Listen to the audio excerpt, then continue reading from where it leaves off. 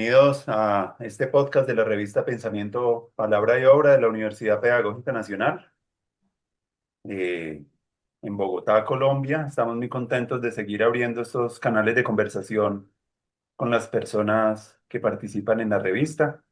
Especialmente hemos iniciado hace muy poco abrir estas conversaciones con los autores y para hoy pues estamos con Tomás, Eduardo Tena y Jorge Alan Flores de México, Chihuahua. Estábamos hablando que se encuentran en la universidad, ¿cierto, profesor Jorge, de la Universidad Autónoma de Chihuahua? Y también con Tomás, con el que vamos a hablar, pues, un texto que salió hace muy poco en la revista número 34, que estuvo dedicada la sección monográfica a compartir un poco experiencias y reflexiones en torno a la inteligencia artificial.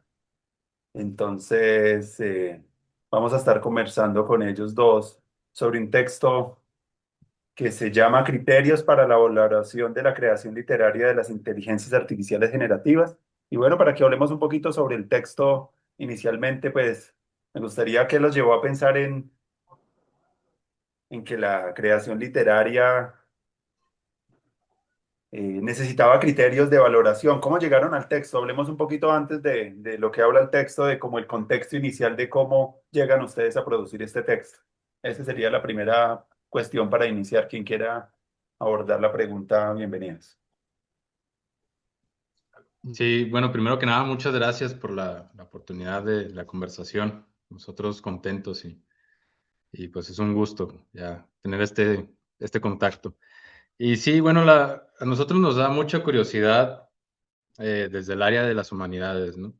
La presencia de la inteligencia artificial y luego ya su paso a disciplinas más enfocadas, en este caso, la literatura, la filosofía. Pero la creación literaria o la creación artística creo que siempre se nos figuró un poco más complicada por el tema del lenguaje en este caso, porque hay muchas posibilidades ahí, hay cosas que a lo mejor todavía no entendemos bien. Entonces, en lo que estuvimos desarrollando todo el tiempo de la investigación, vimos que hacía falta como poner un énfasis en, ok, si ya estamos lidiando con la creación de textos, hay que pensar en que estos textos no son como los de un autor humano, que normalmente la crítica literaria llega, los agarra y ya hace una crítica, una reseña, ¿no? Pensamos, bueno, esto ya está siendo producido por algo no totalmente humano. Entonces, los criterios, esa fue la premisa desde la que partimos, no pueden ser los mismos para juzgar un texto de una máquina en este caso. Por más que se intente asemejar al pensamiento humano con lo de las redes neuronales y demás, esa fue la premisa desde la que partimos. No podemos hacer el mismo tipo de crítica. Hay otras cuestiones de por medio, éticas, semánticas, otras consideraciones que necesitamos tener. Y ya fue cuando dimos con estos cuatro criterios en total para poder definirlo. Sí, muy interesante eso. ¿Ustedes pensarían entonces que esto del surgimiento de estas inteligencias artificiales generativas de pues están afectando pues muchos procesos y replantearse un poco qué significa la creatividad también en el ser humano, las formas de autoría? ¿Ustedes perciben que esas son nuevas herramientas como otras muchas que hemos tenido en la humanidad o realmente es algo de un tenor más amplio que puede generar un acontecimiento mayor en cómo concebimos pues los procesos de creación y también de educación, también que nos interesa mucho explorar acá en la universidad esa pregunta por la educación? Entonces, ¿cómo perciben ustedes esta irrupción de las tecnologías en estos procesos tanto de creación como de educación y cómo los han vivido también? Mm.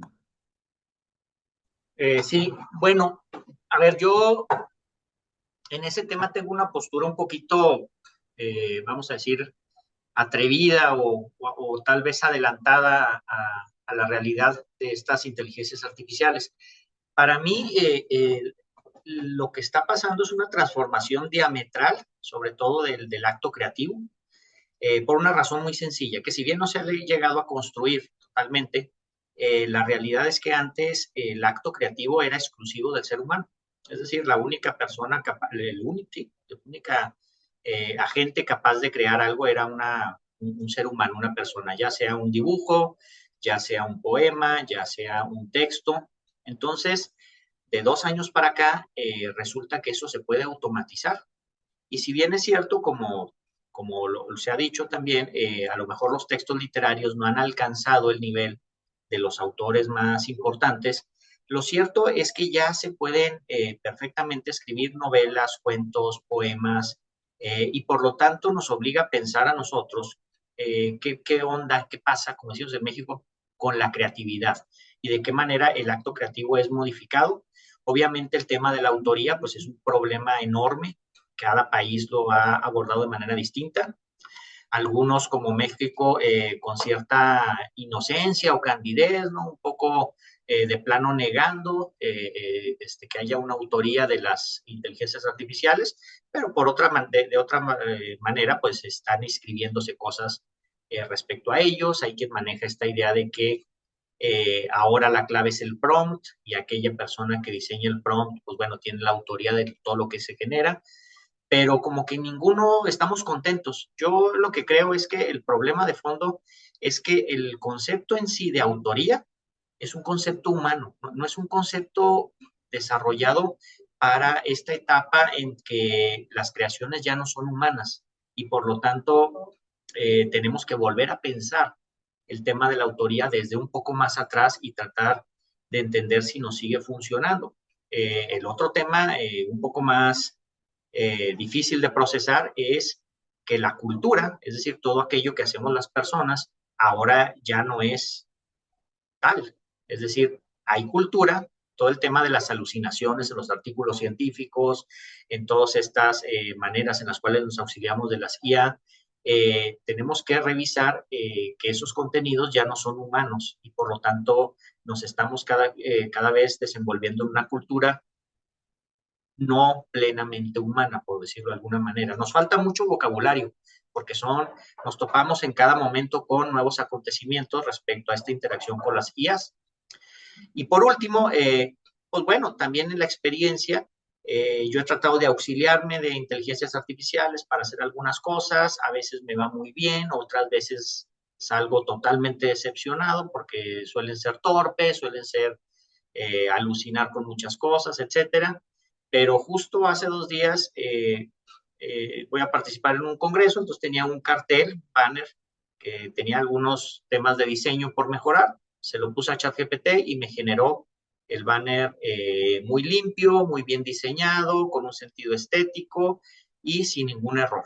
Entonces ahí dije, caray, bueno, tenía buen rato sin usar el ChatGPT y dije, bueno, pues ha mejorado en eso. Entonces, yo creo que ese es el tema central, ¿verdad? El tema de la creatividad y el tema de la autoría, justamente. Sí, Tomás ahorita hablaba de algo de que cambia también la teoría literaria cuando el autor ya no es solamente un humano, sino también pues un algoritmo. Y ahí es donde vienen a entrar esto que ustedes llaman estas claves de valoración. Podríamos desarrollar un poquito esa idea más de esos criterios que ustedes seleccionan para valorar una creación literaria hecha por estas inteligencias. Sí, claro. Bueno, sí, como comentaba el doctor Flores, el concepto de autoría ya es un poco más sujeto a revisión. Y, y sí, o sea, independientemente de las perspectivas, yo creo que, porque sí hay quien no le parece en lo absoluto, hay quien le parece permisible, hay quien dice sí, los cambios son inevitables y ya estamos en uno. Eh, pero justamente también como mencionaba el doctor, yo creo que nos falta vocabulario para darle nombre y entender ese tipo de cuestiones, que si es autora la IA, que si hay coautoría, etcétera, ¿no? Entonces, parte nosotros también de lo que quisimos hacer fue eso, como empezar a crear ese vocabulario o al menos un andamiaje teórico y crítico para, para saber cómo abordar estos fenómenos desde las humanidades, porque casi siempre suele ser un tema o de ingeniería, de ciencia de la IA, de ingeniería de prompts, Y no, también el punto es que queríamos nosotros desde las humanidades aportar nuestro granito de arena, como se dicen. Entonces la manera fue desarrollando estos 4 criterios. Uno, como les comentaba, es el ético. ¿Qué implicaciones éticas hay sobre todo para el tema de la autoría? Para que a lo mejor, obviamente no en este artículo tal cual, sino más adelante podamos ya tener ese vocabulario, podamos ya definir bien si hay una autoría esencial de la IA o como decía el doctor, del prompt. Entonces creo que antes de eso está la discusión sobre la ética para poder guiarnos a esa respuesta, ¿no? Para poder buscar esas palabras, esos conceptos o crearlos en todo caso. Y está también los criterios semánticos y narrativos que ya nos permiten diseccionar un poco más el texto y ver dónde está la parte de la IA en lo que sería ya una futura coautoría, ¿no? O sea, cómo podemos de este texto que está hecho por IA y por humano, texto literario sobre todo, qué herramientas nos ofrece la teoría literaria, qué herramientas podemos adaptar de la teoría literaria, de la teoría semiótica y lingüística para abordar estos fenómenos. Entonces, por eso sugerimos ahí una revisión semántica también en cuanto a las alucinaciones que luego puede cometer la IA, qué tanto se involucra semánticamente, cuál es el valor semántico y luego el valor narrativo también en términos de originalidad. Hay una forma en la que ubicamos la teoría narrativa para deducir un poco cómo funciona la creatividad, en este caso de la IA, que también es un debate, ¿no? Si realmente hay una creatividad o es más bien el trabajo algorítmico. Entonces, otra muestra más de que hay muchas cosas que nos faltan por definir. Y otro criterio es el de la crítica cultural, ¿no? Que tiene mucho que ver ahí con Walter Benjamin y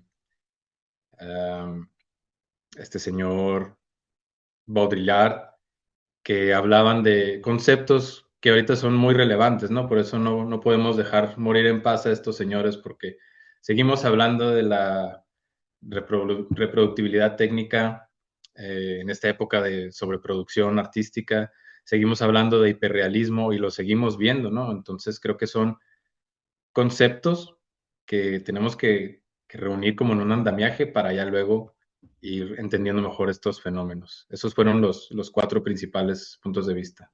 Hay una cosa que ustedes hablan ahí en el artículo que me llamó mucho la atención de una posible ausencia de comprensión semántica en las inteligencias artificiales. Si la inteligencia artificial no comprende el significado, entonces, ¿qué es lo que produce cuando escribe literatura? Me surgía a mí esa pregunta, porque al no tener esa comprensión, lo que está es combinando entonces cosas que ya están escritas, ¿cierto? Estás como haciendo como una forma como una calculadora que computa lo que ya se ha escrito en la humanidad. Entonces, eso, si la literatura siempre pone algo también nuevo en esas construcciones, estamos solamente hablando de cosas que ya se han escrito, ¿no? No estamos generando algo nuevo. Sería también, tenía yo como esa pregunta del poder combinatorio que tienen las inteligencias y la novedad también radical que está en el gesto de la escritura, que es algo que involucra también la experiencia y cosas que realmente no se pueden computarizar, como tienen que ver con el dolor, la pérdida, que son a muchos de los temas de los que son el suelo también de los gestos literarios, es como muchas de las cosas que nos hacen humanos, cómo pensar que una máquina pueda construir literatura sabiendo que no tiene esa experiencia sensible del mundo. Eso me lo preguntaba yo. Entonces, ¿sí será eso literatura o será otra cosa? No sé. Es una pregunta muy interesante y nos lleva a una parte de la conversación también igualmente interesante, porque somos muy sinceros y estrictos. La literatura ocurre, o la experiencia estética derivada de la literatura ocurre en el contacto entre texto.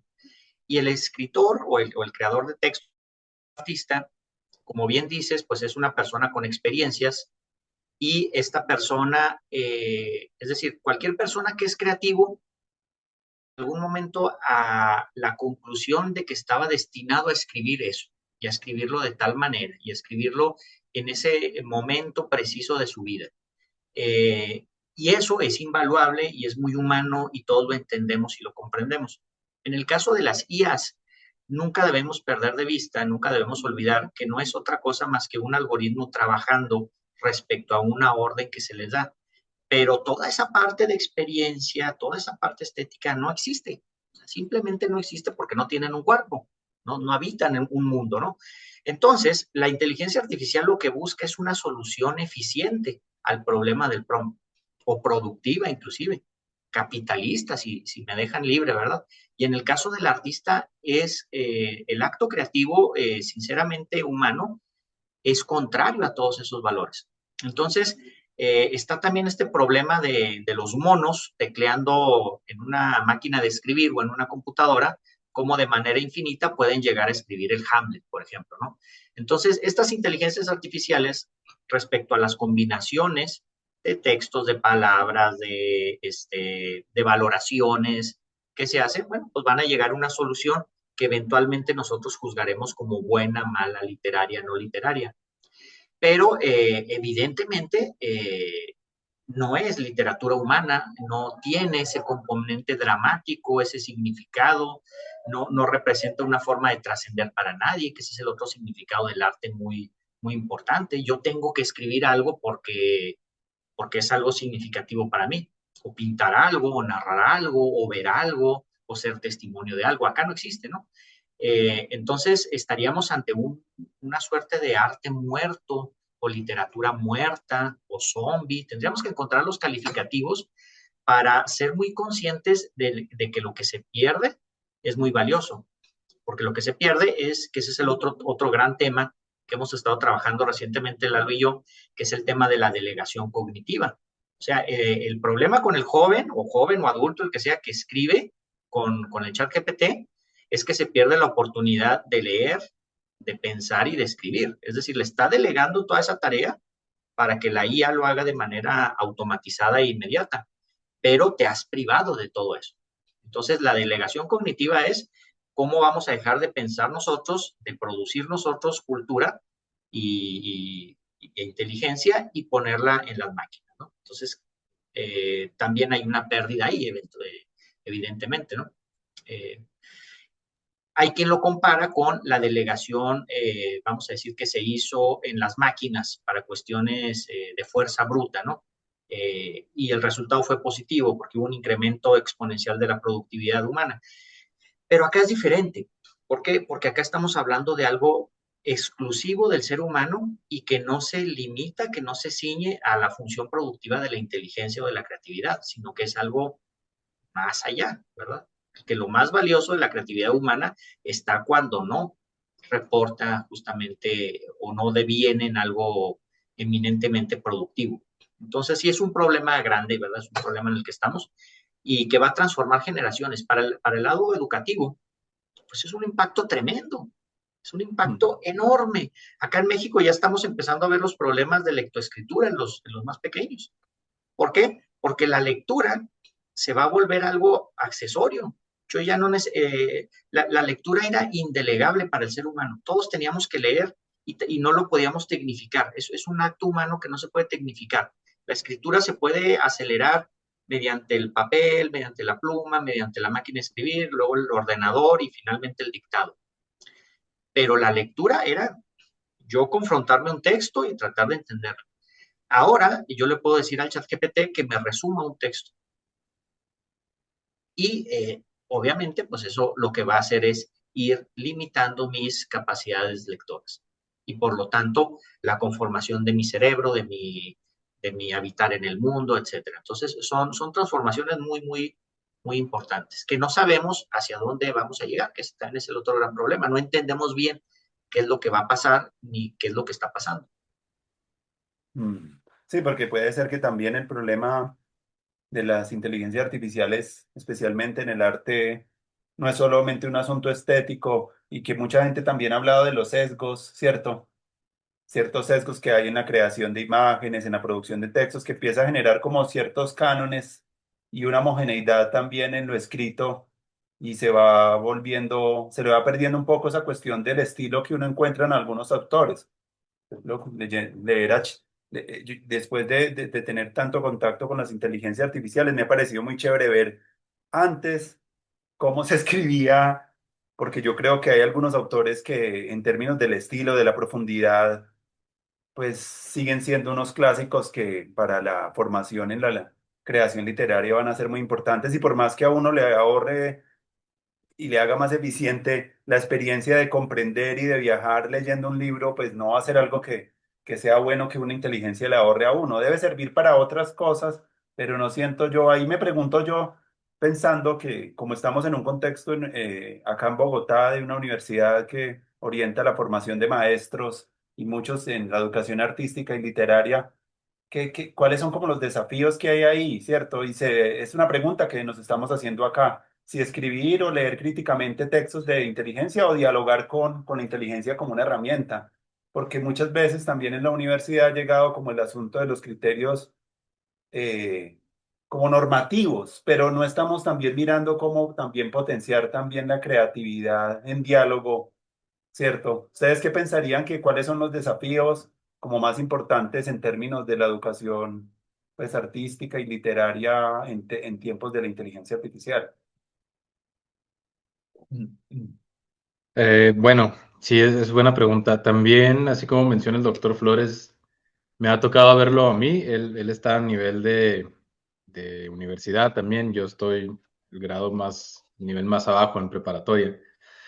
Y sí se ve un uso indiscriminado de inteligencia artificial por parte en este caso, adolescentes de 15 a 18 años, de 15 a 17.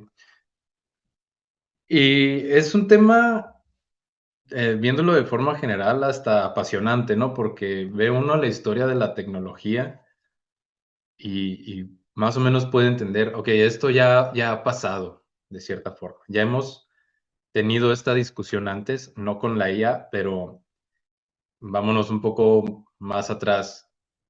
eh, Wikipedia, por ejemplo. En mis tiempos de estar en esos grados era no usen Wikipedia porque no se sabe si la información es confiable. Entonces era casi un crimen, ¿no? Utilizar Wikipedia para hacer una tarea de la escuela. Pero luego entendimos que a lo mejor la validez de Wikipedia es ir a las notas al pie de, de un artículo y continuar la indagación, ver que las fuentes sean confiables y demás. Entonces, así muy de entrada, creo que ese podría ser como un reto. Decir, bueno, ya hay países que sí están tomando medidas más drásticas con la prohibición de la IA, precisamente porque se ha visto un declive a lo mejor cognitivo y de interés por el aprendizaje, por ciertas cuestiones, por la creación literaria, cuando se tiene un acceso tan fácil como es el uso de la IA. Pero quizá así de manera muy somera, una aproximación sería aprender a usarla, ¿no? En este caso, no usarla indiscriminadamente, sino algo que he visto que se sugiere mucho es, bueno, ya investigaste esto con IA, ya creaste esto, ahora revisa las fuentes, porque ahí te ponen las mismas fuentes de donde estás sacando el modelo de IA, el texto. Entonces, yo creo que es una forma válida, cuando menos, de avanzar. Es decir, bueno, voy a revisar que no haya alucinaciones, porque pues, luego toda esta cuestión de la escritura meramente mecánica o de los loros estocásticos, que es, pues, es una escritura nada semántica, pues muchas veces requiere de verificar que no haya alucinaciones, que no haya sesgos, que no haya otras cosas que se permean por esa falta de competencia semántica y que la información sea verídica, obviamente, porque también pues, de todo el Internet puede haber mucha información que luego no es la más conveniente para lo que se está usando. Entonces, sí es todo un reto, sí es a lo mejor también ya un problema para el lado de la educación, pero yo creo que sí podemos abordarlo como lo hemos hecho antes ya con Wikipedia y luego antes fue la enciclopedia en carta y luego lo que les decía, ¿no? En la historia de la tecnología ya unos muchos años más atrás, cuando surgió el Photoshop, dijeron se acabó la fotografía. Y cuando surgió la fotografía, dijeron pues ya se acabó el dibujo, el arte, la pintura. Y así nos la hemos llevado, ¿no? Que al principio siempre es un shock y sí, claro que hay que hablar las cosas y a lo mejor en algunos otros lados tener restricciones, sobre todo como con esto de la IA, con los deepfakes, ¿no? Que esas son cuestiones que sí requieren ya un poco más de restricciones, pero también saber aprender a identificar precisamente cuándo algo está hecho con IA, para no sabotearnos a nosotros mismos, ¿no? Por ejemplo, acá igual en la preparatoria donde estoy dando clases, no es mi materia, pero en la materia de pensamiento literario, pues sí, muchos poemas que son de tarea o proyectos están escritos con IA y se detecta muy fácil porque sí, es el mismo tono, siempre podrán ser temas diferentes, figuras diferentes, eh, rimas, sonidos diferentes, pero siempre es un mismo tono muy pulido, muy semejante. Entonces, ahí está ya un primer paso, ¿no? Tener el conocimiento suficiente para identificar esos productos de la IA y bueno, ya avanzando ya sabremos qué medidas tomar con eso. Pero creo que es al menos una buena primera aproximación, el comprender bien el fenómeno. Mm. Jorge, ¿quisieras decir algo al Sí, respecto? sí, yo quisiera agregar, es un gran tema. Yo pues también soy profesor de muchos años y, a ver, la parte pedagógica es bien interesante porque por un lado, por supuesto que estamos de acuerdo en que es importante que los jóvenes, que todas las personas, los profesores, el profesorado, sepamos usar las inteligencias artificiales, sepamos aprovecharlas. Y hay un gran beneficio, un beneficio en que nos quita mucho trabajo que luego era repetitivo, engorroso, el trabajo que nadie le gusta hacer, ¿no? Eh, Nuevamente, voy a hacer una analogía, así como lo hizo Lalo con el tema de la Wikipedia, pero luego también hay excepciones, que eso también es importante señalarlas respecto a la IA, yo creo que sí es algo diferente. En el caso del Zoom, cuando llegó la pandemia, el Zoom pues fue la manera de salir adelante, las clases se hicieron en línea, etc. Yo ahora mismo doy clases en línea en una que otra materia y yo he llegado a la conclusión de que hay enormes ventajas de este tipo de conexiones a distancia. Esta es una de ellas, lo que estamos haciendo aquí. A nosotros nos permite entablar un diálogo de nuestro trabajo, a ustedes pues nos dan este espacio y nos comunicamos bueno, pues con personas que están muy lejos de nosotros, ¿no? Sin embargo, el cara a cara sigue teniendo un valor muy importante, sobre todo en cuestiones pedagógicas. No es lo mismo tener el estudiante de frente, no es lo mismo ver cómo responde a sus gestos, cómo está trabajando, etcétera, etcétera. Eso es valiosísimo y eso es algo que nos hace humanos y nos permite formar mejores personas. Es algo, vamos a decir, que no podemos abandonar. No podemos creer que el Zoom sustituye eso. Pero el Zoom, ¿en qué sí es muy útil? Juntas de trabajo, reuniones cortas, aprovechar inclusive cierta economía para los traslados, etcétera. El saldo final es que es algo muy positivo, es algo que debemos seguir usando. Pero debemos de tener en cuenta y valorar cada vez más esos espacios en los que interactuamos entre personas, el espacio del aula, ¿no? Donde podemos conversar, donde podemos comer algo juntos, tomar un café, etcétera, ¿no? Yo creo que es muy importante. En el caso de las IAS, vuelve a estar esa misma problemática. Por un lado, yo estoy ante algo nuevo. Tenía una tarea descomunal, por ejemplo, hacer un proyecto, ¿no? Los artistas acá en México trabajan, inclusive los creativos de literatura como nosotros, con proyectos para obtener algún financiamiento, etcétera, y el proyecto es algo que a ningún creativo nos gusta hacer, ¿no? Ahí poner presupuestos, etcétera. Bueno, todo eso se puede resolver de una manera muy sencilla con la IA. Claro, hay que estar atentos a que no haya alucinaciones, errores graves, etcétera. Entonces ahí hay una utilidad enorme. Pero cuando yo estoy tentado a recorrer esa frontera de lo instrumental a lo eminentemente creativo y significativo, yo creo que ahí está el error. Ahí está el demonio asomándose, ¿no? Si me permiten la expresión. Nuevamente, ¿por qué? Porque el estudiante ahora se priva de leer un poema de Whitman y de tratar de expresarlo. El estudiante ahora se priva de leer a García Márquez y tratar de disfrutarlo. Y eso pues no podemos, ¿verdad? No podemos olvidarnos de los grandes. Es una privación muy grave, muy severa, ¿no? Lo mismo en otras artes, ¿verdad? Esa tentación de a lo mejor en una pintura el boceto que me lo haga la IA, pues bueno, o sea, debemos de enseñarle a los jóvenes que esos aspectos eminentemente creativos, número uno, son gozosos, son algo que vas a disfrutar, que vas a vivir y que si te lo pierdes es como perderte el postre, ¿no? En una comida, o es como perderte, no sé, algo lo que te guste más. Entonces, ahí debemos insistir, creo yo, como profesores con el límite. No es cierto que la IA va a sustituir a lo humano, difícilmente. Y si así fuera, pues qué sentido tiene entonces nada, ¿verdad? Debemos de aprender a tener esas fronteras, pero claro, como ha pasado, como bien dijo Lalo, con las cuestiones tecnológicas, pues si antes caminaba 10 kilómetros para ir a la escuela y ahora pasa un camión, decimos acá en Chihuahua, un automóvil y te lleva, pues bueno, aprovechalo. Pero hay cosas con las que tenemos que estarnos reservando, ¿no? Por ejemplo, este tema también que excede lo que estamos dialogando, pero de tener una pareja de IA, ok, yo soy, en ese sentido, soy muy abierto y cada quien puede vivir su vida de la manera que fuera, pero pues debemos entender que también plantea un recorrer las fronteras de cómo nos relacionamos seres humanos de manera diametral, ¿no? Para la parte eminentemente educativa, yo creo que eso se tiene que mantener. No es lo mismo lo que hacemos en el mundo digital a lo que hacemos en el mundo físico. Solo hecho de, por ejemplo, en filosofía, yo estudié filosofía, ¿no? Esta tradición que tenemos de dar una clase caminando, que viene desde Aristóteles, y luego a veces en los campos tenemos muchos árboles y tenemos pasto y vegetación, pues es una experiencia en sí misma, ¿no? Aunque no llegues a nada, ¿verdad? Aunque no produzcas algo en concreto. Tienes que vivirlo, tienes que demorarte 30, 40 minutos caminando y pensar, respirar un poco, ¿no?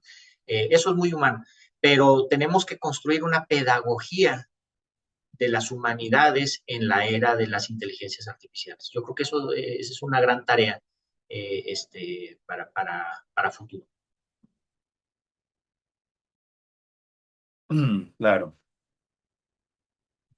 Estaba pensando un poco de uno de los miedos que hay mucho en los maestros y es como de ser superados por las inteligencias artificiales y como eh, sobre las tutorías inteligentes, como entrenar a ciertas inteligencias que encarnen todo el conocimiento de un autor y que las personas puedan aprender de ellas y ir relegando un poco más, pues sabiendo que tú puedes conversar con Da Vinci, puedes conversar con Sócrates, puedes conversar con estas personas todo el tiempo entrenadas, pues puede empezar a desplazar un poquito esa labor de relacionamiento, pero entonces pones ahí un caso importante de qué cosas no podemos dejar que, cierto, los límites, ahí volvemos a los límites éticos.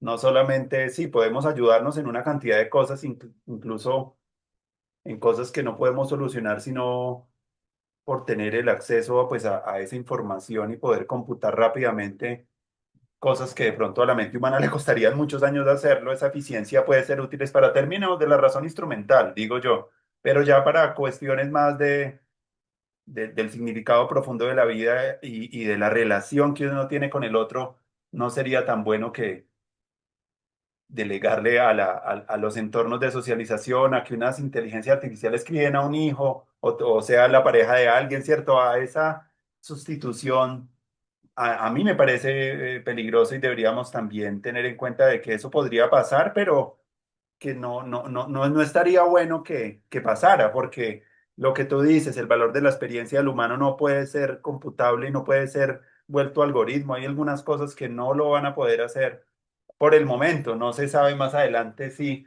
pero es una conversación que también tuvimos acá en este podcast con Jaime Alejandro Rodríguez, que escribió un artículo en este número que habla de qué cosas sí podemos delegarle a la máquina en espacios pedagógicos y creativos. Incluso él cita también al inicio de su artículo que fue en coautoría con la inteligencia artificial y con varias, y que él hizo una conferencia y luego la tradujo y bueno, como que reveló un poco el esquema metodológico como creativo, como usa eso, pero también mostró también los riesgos en términos de lo ético, en términos de lo humano, que no necesariamente estaría bien que lo hiciéramos, que de pronto lo pudiésemos hacer, sí, pero que no hay ese discernimiento crítico y político de qué cosas no son las que tenemos que alinear las inteligencias y poner esos límites y no dejarlas. Esa reflexión de lo ético me parece que una de las, son de las cosas más complejas en términos de las inteligencias artificiales. No sé con qué les gustaría seguir conversando frente a esto que estoy hablando o qué cosas quisieran también anotar que de pronto estén en el texto implícitas y que quieran profundizar más, sería interesante escucharlos. Yo nada más para complementar esto mismo, eh, de manera breve, a mí un poco, si nos metemos a la historia de la humanidad, ha sido también una lucha constante por irnos liberando, ¿no? Liberando del trabajo, liberando la esclavitud y poder ejercitar estas facultades creativas, humanas, vivir, ¿no? Vivir como, vamos a decir, en el paraíso, alcanzar esto. Entonces, la gran contradicción es que ahora que tenemos más tiempo libre, que ahora que tenemos instrumentos que nos permiten vivir más tiempo, en mejor calidad de vida, etcétera, de pronto llegue uno nuevo que nos impida ejercer esas facultades creativas y humanas. Esa es como que la gran contradicción, ¿no? Porque al menos como que eso no estaba en el guión. Entonces, por eso la ética nos debe ayudar en este momento a, sobre todo la ética vinculada a la pedagogía, porque de lo que se trata es de formar a los más jóvenes, niños, a los jóvenes, para que ellos puedan tener estas herramientas, de lo contrario las van a perder. No van a estar acostumbrados a vivir de esa manera y simplemente ya no van a poder ejercerlas. Entonces, enfatizar en la educación desde esta postura ética al ejercicio de las facultades humanas, todas, desde luego con un énfasis en las creativas. Yo recuerdo cuando estaba, decimos acá en México, va en el bachilleres o en la preparatoria, que yo estaba en la especialidad de contabilidad, ahí me pusieron, y en aquellos años teníamos que hacer las hojas de contabilidad a mano. Ya se usaba computadora, pero bueno, la maestra nos ponía a hacerla en mano. Y era un trabajal, ¿no? Y al final tenías la hoja y decías, bueno, pues ahí está, a ver si no me equivoqué. Obviamente el Excel vino a facilitar todo ese trabajo. Pero yo creo que en la educación ahora, así como en mis años, se ponía un énfasis en estas habilidades técnicas productivas, la educación ahora se tiene que reorganizar hacia las habilidades creativas, de pensamiento crítico, de ética, de defender tu vida y tu dignidad. Eh, Eso es muy, muy importante. Entonces yo creo que ahora que las inteligencias nos han liberado de todo ese trabajo, tenemos que defender el trabajo que amamos como seres humanos. Sí. Me gustaría, Eduardo, preguntarte para ti, ¿qué de pronto, qué les dirían a las personas jóvenes que están empezando en estos procesos de creación o creación artística? Pensemos en la literatura, eh, algunos consejos o cosas que tú les quisieras decir a ellos respecto como a personas que están empezando a crear y algunas veces también a volverse también docentes, porque muchas de las personas que trabajan en las artes y en el contexto en el que nosotros trabajamos se mueven mucho entre el arte y la educación. ¿Qué cosas creerías tú que podrían ser más ricas en este momento decirles en esta relación entre la creación y las inteligencias artificiales? Como algunos consejos o algunos principios básicos. Ustedes establecen estos criterios, pero pensemos qué cosas les pueden abrir a ellos también otras posibilidades en lo que hacen y qué herramientas o qué potencialidades pedagógicas ves tú en esta incorporación de las inteligencias en el trabajo del artista y del educador. Ujú. Claro, bueno, sí, es todo un reto, pero creo que igual en la misma línea de pensamiento que el doctor Flores, lo humano es irreemplazable, ¿no? Y, y creo que parte de la creación artística bueno, tiene muchas cosas, ¿no? Que son irreemplazables por lo que sea. Ya hemos visto también ejemplos en donde las dictaduras, por hablar de otro tema, ¿no? Eh, reprimen la creación artística, pero siempre sale a flote. Siempre sale como una marca del ser humano en busca de un sentido dentro hasta de los contextos más difíciles. Entonces, yo creo que esto mismo tiene mucho que ver con el reto pedagógico de las humanidades, ¿no? De que entre más valoremos todavía lo que creamos como seres humanos, creo que más fácil es no dejarlo ir. porque sí representa todo un reto la inteligencia artificial para la creación artística. Más allá de establecer estos criterios, sabemos que luego las cosas pueden ser muy diferentes, ¿no? Como mencionaba, en algún futuro se puede normalizar este uso para la creación, o nadie nos asegura que el día de mañana una firma con todo el poder que tiene, como las editoriales, estas dos que dominan toda la literatura en español, que son Planeta y Penguin, que nadie nos asegura que mañana no quieran hacer una inversión masiva, así como le han hecho recientemente al audiolibro. Nadie nos asegura que no haya una inversión parecida a creación literaria con IA y que cambie mucho la jugada, empezando por el mercado editorial, ¿no? Y luego el mercado se pasa a la creación, empieza a haber muchos más talleres de creación con IA y hay una transformación cultural a altos grados. Pero entonces, más que consejo, yo creo que sería como impulsar esa reflexión de que tenemos un papel muy importante que le hemos dado al arte, a la creación, y comprenderlo, ¿no? Comprender tanto, seguir comprendiendo las humanidades, fascinándonos por lo que nos permite la creación literaria, en el caso de nosotros, pues con más ganas la literatura, ¿no? Y entender todo lo que implica, ¿no? Entender lo que ha implicado para nuestra historia, entender que es una forma de crear comunidad también, una forma de comunicación, de resistencia, de muchas cosas que luego se pierden por esta idea más consumista y capitalista que está sobre la base de la existencia o del uso de la inteligencia artificial. E igual, a mí se me hace un tema dentro de todo muy apasionante porque es muy complejo, justamente, y luego tiene sus contradicciones, porque justamente un escritor que me gusta mucho, que admiro mucho, que es Humberto Eco, que es parte del andamiaje teórico de este artículo. Él, pues, obviamente era un defensor acérrimo de la literatura, ¿no? Y de sus funciones. Y pues era un gran escritor también, además de un gran teórico. Sin embargo, tiene una reflexión, ya yéndonos más para lo semántico, donde dice, el día que una inteligencia artificial pueda codificar todo el conocimiento del mundo, por más imposible que suene, supongamos que se acerca a ese extremo, él mismo menciona, entonces ya se puede decir que ya no se va a poder distinguir el pensamiento de esa máquina al del ser humano. Como diciendo, es prácticamente ya lo mismo en términos de definiciones. Entonces es bien curioso que alguien tan dedicado y defensor de la literatura haya dicho algo así, ¿no? Por eso mismo vienen más retos en ese aspecto. Entre más avance la tecnología, más nos vamos a estar acercando a esa idea de que, ya tiene conciencia, ya, ya estamos cerca de la singularidad, cosas por el estilo, y más va a ser el reto para las humanidades. Entonces creo que como creadores, como teóricos, e incluso simplemente como lectores, creo que valorar más la comprensión y la valoración creativa del arte es también una forma de hacer frente a cualquier contingencia que pueda surgir con esta tecnología. Hmm.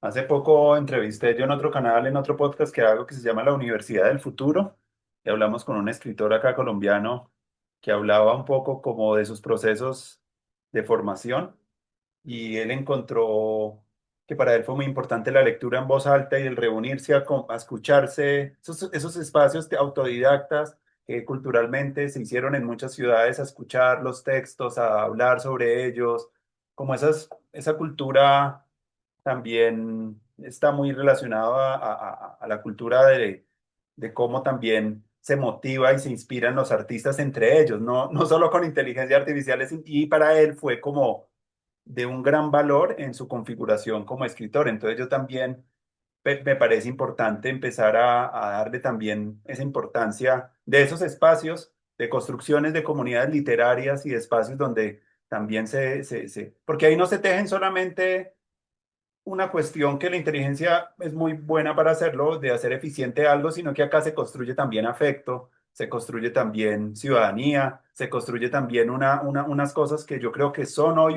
en día muy importantes y los estudiantes que nacieron ya con estas tecnologías no conocen esos otros espacios donde se construyó un movimiento también y cómo fueron los que nacieron con Internet no tienen esa concepción, pero sería muy chévere empezar a descubrir y empezar a entrenar también las inteligencias artificiales con un mundo de conocimiento que no está todavía sistematizado y que es culturalmente muy relevante para la cultura y que no se puede computar todavía porque ni siquiera se ha hablado de él, ni siquiera se ha construido. Entonces también yo creo, si queremos también tener un conocimiento más fidedigno de nuestra cultura, tenemos también que hacer esa historia olvidada también de esos procesos artísticos, educativos que todavía ni siquiera están en YouTube. No sé, estaba pensando un poco en mi espacio donde yo nací, muchas de las cosas culturales no están todavía registradas ni documentadas y yo siento que para evitar esos sesgos que a veces tiene la inteligencia artificial de darnos cierta información, tenemos que empezar también en nuestros contextos a crear primero esa infraestructura que no está todavía para luego poderla computarizar y que sea más realista de nuestros procesos culturales. Bueno, que quería dejar solo eso, esa última reflexión que se me vino en mente hablando con ustedes, no la tenía pensada como una pregunta, solo como una reflexión personal que me surge en este momento. Si quieres, Jorge y Eduardo, algunas cuestiones para redondear también nuestra conversación por donde quieran compartir la reflexión o lo que quieran. Ya no una pregunta como tal, sino algo que quieran poner ahí en juego. Sí, gracias, Andrés. Muy interesante esto que dices, justo me queda pensando. Eh, es cierto, ¿verdad? El día en que, que el pensamiento artificial se identifique plenamente con el pensamiento humano, llegará de manera irrevocable, como llegará el día de nuestra muerte de cada uno de nosotros. Es decir, es algo que va a ocurrir. Pero, pero mientras tanto, tenemos que insistir, como ya dijimos, en esta educación, en salvar esos espacios vitales, que ahora los entendemos como vitales porque vemos el riesgo en el que estamos. Insistir, por ejemplo, en el teatro, en el arte dramático, en cómo este tipo de ejercicios permiten integrar todas las facultades o la mayoría de las facultades artísticas, ¿verdad?, de una persona, activarlas y, y nunca perder de vista que el arte es transformador. Entonces, toda persona que tenga, entre más temprana edad, mejor, la experiencia del arte, va a transformarse a sí mismo y se va a convertir en un apologeta natural del arte humano, ¿no? Y de la cultura humana. Así lo creo yo. Ahora bien, también, justo cuando te escuchaba, Andrés, lo que pensaba era esto, el artista verdadero, o sea, si pensamos en los grandes, digo, de la literatura, nosotros, ¿verdad? El propio García Márquez, Cervantes, Borges, el que quieran, eh, tienen la capacidad de salir de la esfera de lo cotidiano y del mundo y del el estado de cosas natural. Entonces, yo reflexionaba ahorita que te escuchaba en cuánta cultura hay que no está registrada en Internet, que se crea, se ejecuta y se olvida, ¿no? Entonces, quizá los artistas del futuro van a ser esas personas que estén fuera de todo esto, donde haya identidad, haya mismidad, haya tendencias. Todos yo creo que ya estamos saturados de cómo funciona el algoritmo con repetición, saturación, etcétera, pero fuera hay también vida. Y esa vida va a estar reproduciéndose, multiplicándose y eventualmente desde fuera va a venir el brinquito hacia adentro en formato de libro, en formato de canción, en formato de pintura y va a transformar todo lo que esté adentro. Pero el arte auténtico nunca se ha hecho desde adentro, siempre se ha hecho desde fuera de los márgenes o en el margen, ¿no? Entonces, yo creo que el artista que nace para ser artista sabrá esa diferencia de manera intuitiva y estará siempre huyendo de ese espacio de mismidad, de negación del arte y estará buscando fronteras que nosotros no podemos ver a lo mejor todavía, ¿no? Y eso pues para gloria de la cultura humana y del arte mismo. Bueno, no sé, Eduardo, si tienes algo más para compartir y cerrar. Ya vamos llegando ya hacia la hora. Ha sido una alegría conocerlos, saber de lo que están haciendo, poder reflexionar con los autores. Una cosa también me parece muy importante en términos de los procesos creativos es también la conversación hoy en día y no perderla, independientemente que podamos ahorrarnos cosas, hay cosas que no son buenas hacerles atajos, sino que es necesario vivirlas, necesario compartir, conversar y creo que estos espacios también pueden ser muy interesantes en términos de cómo hay un documento escrito, pero también uno puede llegar a profundizar con las personas sobre otras cosas que no están ahí y que son como puntos de fuga para la conversación. Y creo que McLuhan es el que decía que podría haber también una revalorización también del proceso de oralidad. Él lo decía antes de que existiera Internet, pero era un hombre muy visionario y yo creo que muchas de las cosas que él dijo están ahí como punteando y por lo menos en lo que yo me vengo desempeñando, ese papel de la oralidad en esos medios digitales puede tener también una fuerza importante en esto de esta construcción cultural que permite conectar a diferentes personas y territorios y empezar a crear otro ecosistema también para la conversación en Internet. No sé, Eduardo, por dónde quieras para finalizar ahorita, sí. Y agradeciéndoles el tiempo y el espacio para compartir en este podcast de la revista Pensamiento, Palabra y Obra de la Pedagógica. Sí, igual muchas gracias por el espacio. Y sí, totalmente de acuerdo ya, como para englobar. Creo que justamente algo que nuestro terreno salvo o como algo donde podemos caer ya con más tranquilidad es el lenguaje, lo indomable que es, ¿no? Aunque si se sistematice el lenguaje, o se intente sistematizarlo, o se intente sistematizar las ideas, conceptos o cosas ya más específicas, siempre nuestra ruta de escape es el lenguaje, que no está contenido. Entonces, de ahí partimos para la comunicación, la identidad, la creación. Y eso es algo que, pues me disculpará Humberto Eco, ¿no? Por desafiar sus ideas, pero eso es algo que no podemos codificar. Siempre que se intente codificar algo como tan vivo como el lenguaje o una lengua, vamos a encontrar nuevas formas de salir. Y creo que es algo que hemos visto mucho aquí en Latinoamérica, ¿no? Nosotros somos muy juguetones con el lenguaje, por así decirlo. Y es algo que luego a lo mejor ningún modelo de IA o ninguna inteligencia, por más avanzada que sea, va a poder controlar del todo. Y ese puede ser nuestro punto de partida para lo que hemos comentado ya estos últimos minutos, ¿no? De que el pensamiento no se va a poder, eh, o sea, siempre va a ser totalmente humano, la creatividad igual, y los espacios de oralidad, los espacios de convivencia, tienen una base muy fuerte, creo yo, sobre esto que tenemos, que nos hace humanos, que es el lenguaje. Bueno, agradeciéndolos de nuevo, bueno, y muchas gracias. Yo creo que ya vamos ahí cerrando y este es un episodio de la revista número 34 de Pensamiento, Palabra y Obra que estuvo dedicada a las inteligencias artificiales en la sección monográfica. Y bueno, vamos a estar haciendo el lanzamiento de la revista a mediados de mayo. eh, para que estén atentos, vamos a también hacer un conversatorio y bueno, más adelante pues les podré comentar un poco más de esas fechas y agradeciéndoles entonces a Jorge Alan Flores y a Eduardo Tena en esta conversación tan importante que tenemos que empezar a dar de una manera más amplia sobre estos temas y bueno.